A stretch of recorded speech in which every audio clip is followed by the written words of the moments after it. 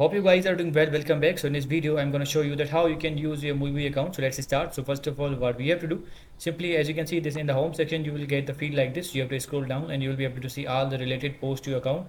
And in the chat section, you will be able to see all the chats here. If you are doing the chat with anyone, you will be able to see all the chats and the users here. In the group section, you will be able to see all the groups here. If you want to any kind of group, you can also join that, and you will be able to see the all uploaded posts of your groups as well, your followed groups. In the pages section, you will be able to see all the pages here related to your interest. As you can see now, these all pages are provided here. You can follow them and you can check out their posts as well.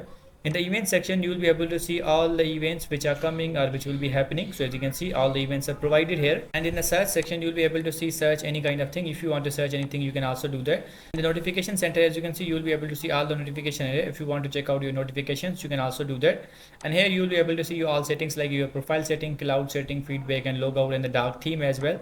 So in this way, you can use your movie account. I hope you guys understand this video, the basics of your movie. So see you guys in the next video.